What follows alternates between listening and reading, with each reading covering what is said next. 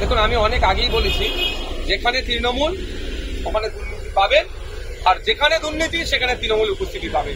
তৃণমূল যখন আছে রাজ্যে, ও দুর্নীতি হবেই হবে, কোনো আটকাতে পারবে না। কারণ তারা তো নিজেরা চাইছে না দুর্নীতি মুক্ত হতে, আমরা কত আটকাবো? তারা যখন নিজেরা চাইবে দুর্নীতি মুক্ত হবে, তাহলে দুর্নীতি মুক্ত হতে পারে। তবে এদের যেভাবে এরা পৌঁছে গিয়েছে যে লেভেলে, নিজেদেরকে আর পরিবর্তন করবে না। সরকারের পরিবর্তন যতক্ষণ না হয়, এই দুর্নীতি হয়ে চলবে। আজ উর্দু একাডেমির একটি হিসাবে আসতেন, তার আশা নিয়ে জমিয়তে উলেমায়ে হিন্দ আপত্তি তুলেছে। এ বিষয়ে আমার বিস্তারিত জানা নাই, কেন আপত্তি তুলেছে, কি বিষয়ে আপত্তি তুলেছে জানবো, জেনে অবশ্যই বলবো। 138 কোটি সম্পদ। তবে একটা কথা, জমিয়তে উলামায়ে হিন্দ যথেষ্ট নতুন একটা সংগঠন। স্বাধীনতা সংগ্রাম থেকে শুরু করে বিভিন্ন সময় দেশের যখন ক্রাইসিস হয়েছে, জমিয়তে উলামায়ে হিন্দ থেকে শুরু করে জমিয়তে উলামায়ে বাংলা আসাম দেশের পাশে দাঁড়িয়েছে, জনগণের পাশে দাঁড়িয়েছে। এটা আমাদের মাথায় রাখতে হবে। ও তো চুনোপুটি জীবন কৃষ্ণ চা যেটা তুলতো, তুলে এগাট ওগাট করে ঘাটে পৌঁছাতো, সঠিক ঘাটে, সেগুলো খুঁজে পাচ্ছে না কেন? রাঘব বোয়ালগুলো কারা? জীবন কৃষ্ণ সাহার হজম করার ক্ষমতা নাই, ওই জন্য ধরা পড়েছে আর ছুটে পালাতে যাচ্ছিল। ও হজম করেনি, যে হজম করেছে তাকে খুঁজে বার করুক। জীবন কৃষ্ণ সাহা মালটা তুলে কার কাছে পৌঁছাতো, টাকাটা তুলে কার কাছে পৌঁছাতো, সেটা কবে খুঁজে বার হবে? ওই জীবন কৃষ্ণ সাহা চুনোপুটিকে অ্যারেস্ট করে ইডি সিবিআই সেন্ট্রাল এজেন্সি যদি বাহাবা নেয়, অন্তত আমি বাহাবা দেবো না।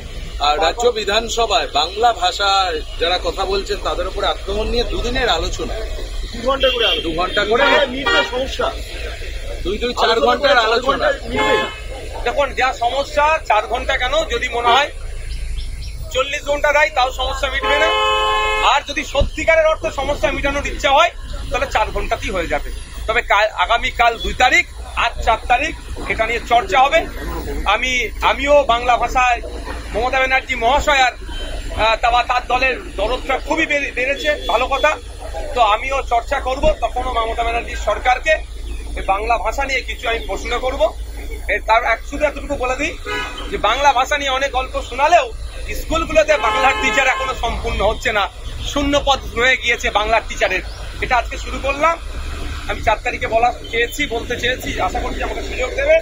4 তারিখে বাকিটা বলবো। মুখ্যমন্ত্রীর সামনেই বলবেন 4 তারিখ। কে থাকবে বলতে পারবো না। মুখ্যমন্ত্রী আসবেন 4 তারিখ, স্পিকার নিশ্চিত করেছেন। আমি বলতে পারছি না কবে উনি আসবেন না আসবেন। আমি তো চাই উনি প্রত্যেক দিন আসুন।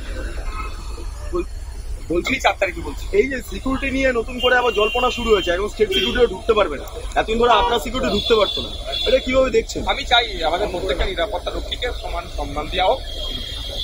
সিআইএসএফ, সিআরপিএফ বা ডাব্লিউবিপি বা ক্যালকাটা পুলিশ, সবাই এরা ডিফেন্সের মধ্যে পড়ছে, সবাই এরা আমাদের নিরাপত্তা প্রদান করে। কারো সম্মানে আঘাত থাকুক আমি কোনোভাবেই চাই না। যখন আপনার সিআইএসএফ বাইরে ছিল, আমি তখনও ব্যক্তিগতভাবে চেয়েছিলাম তারা ভিতরে থাকুক, এই নিয়মে একবার বলেও ছিলাম। এখন নির্দেশনা সম্ভবত এটা কোর্টের আছে, কোর্ট যে নির্দেশনা দেবে তার বাইরে তো আমরা কেউ যেতে পারবো না।